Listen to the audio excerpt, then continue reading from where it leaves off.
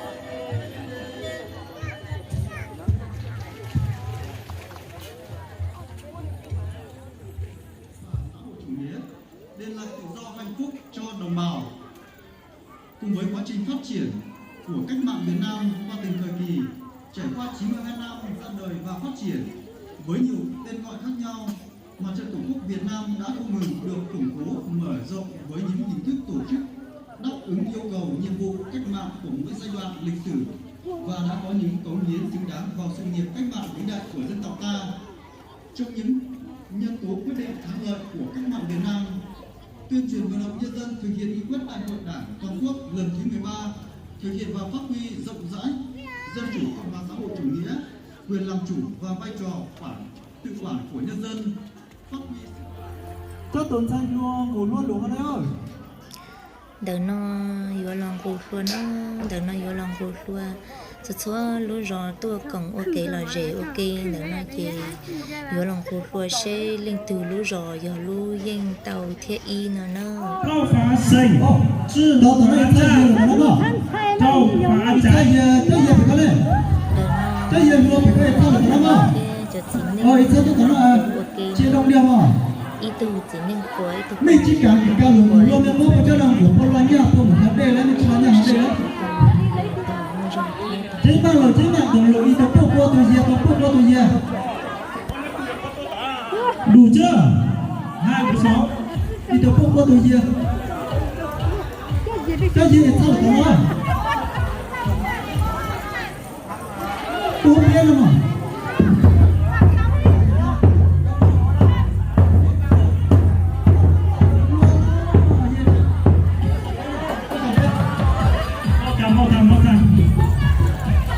bốn năm bốn đứa cũng được chưa đó không được nữa đó tính I O P vô cố lên hai rồi cố lên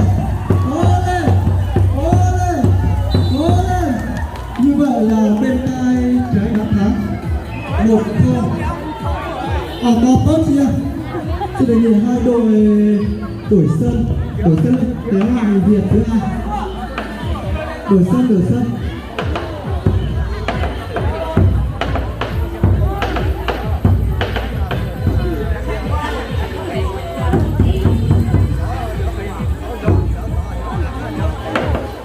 Đi các thành viên cầm lại dây để tiếp tục hiệp thứ hai. Đề nghị hai bên tiếp tục cầm dây. Quý vị nhà để dây. Bằng sinh. Quý vị nhá, thấy chưa? Sinh. 1, Ta tính 2, 3. Cố lên.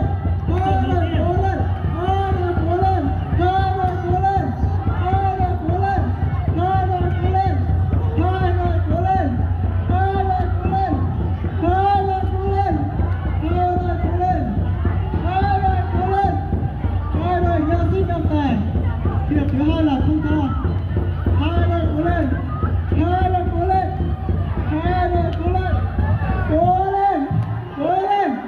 Cố lên, sắp thắng rồi. Cố lên, sắp thắng rồi, cố lên, sắp thắng rồi, một tí nữa thôi, cố lên, còn nửa mét nữa rồi, nửa mét là thắng rồi, cố lên nào, hai đội cố lên,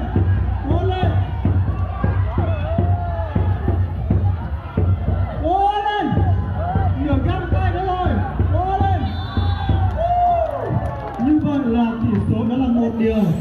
Và bây giờ là hai đội sẽ tiếp tục đấu hiệp thứ ba.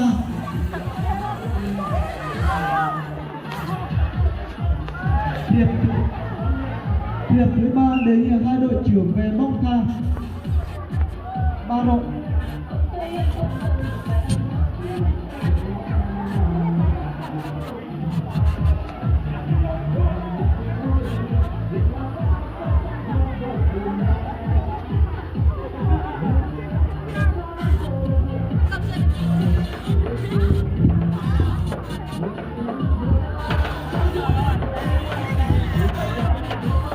Đề nghị hai đội trưởng bốc thang, nếu ai bốc được số 1 thì ai sẽ được ưu tiên, còn người bốc được số 0 thì sẽ không được ưu tiên. Tùy chọn, số 1 là được, tùy chọn sân. Đề nghị hai đội bốc.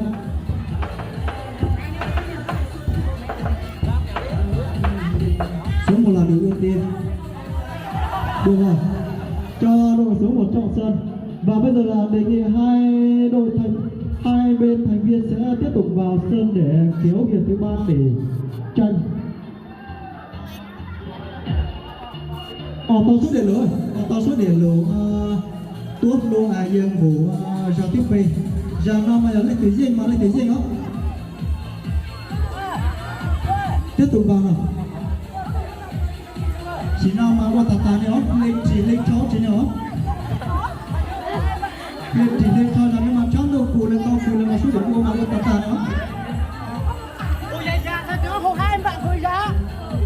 vào đây các vận động viên vào cầm dây đi. Bây giờ cởi cả áo và cũng cởi cả quần luôn rồi.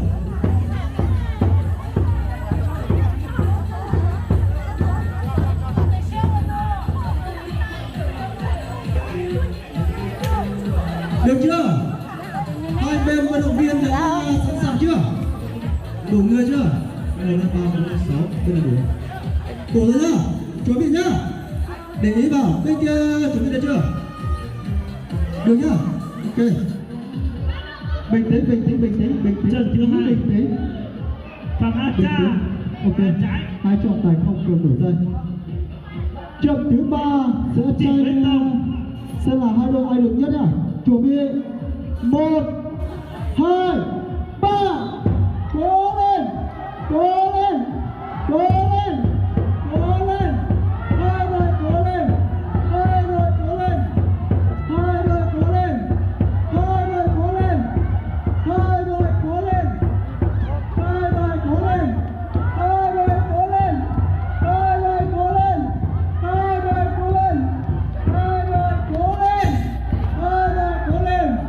Chỉ có nửa mét nữa là sẽ thắng.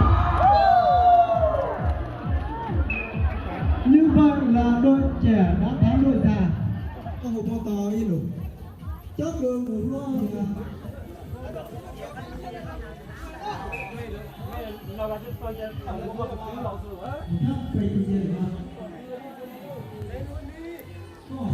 Đứa nó chỉ chừng ta tỏ lóc cảnh nó không nói chỉ lóc cảnh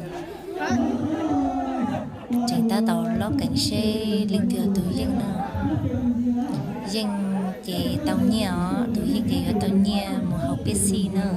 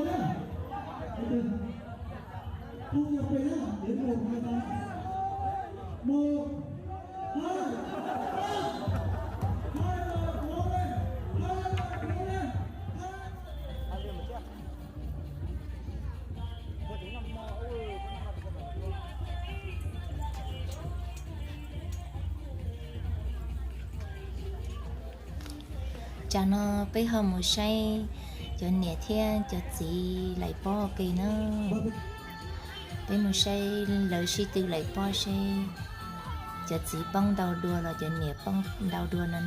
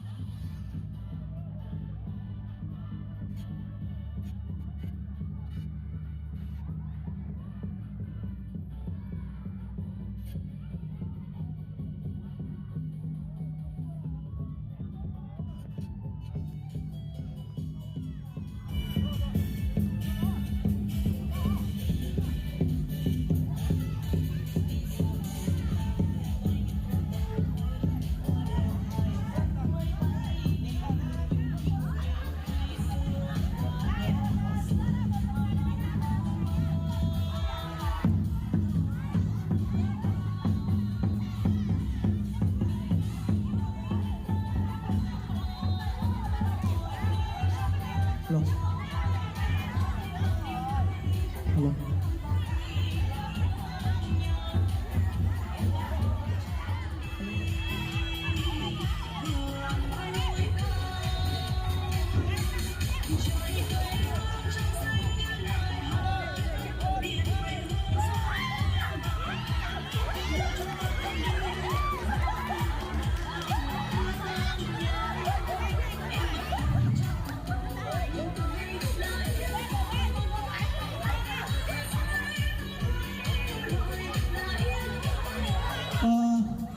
Cho cửa sẽ đánh gậy, cho cửa sẽ chạy hà, cho cửa sẽ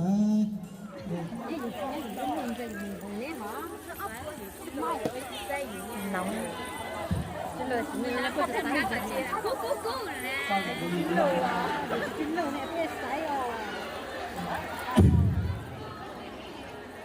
ở trong vùng luôn rồi. Bây giờ nhất là pha chồng qua rồi, đội thứ hai là kia rồi, đội thứ ba là sang ra rồi đấy, rất là nổi tiếng hơn.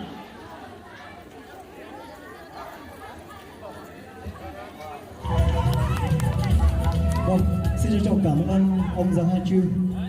Vâng, tiếp theo chương trình sau đây xin trân trọng kính mời ba vận động viên giải đẩy gậy sẽ lên sân khấu để nhận giải thưởng của ban tổ chức. Xin trân trọng kính mời.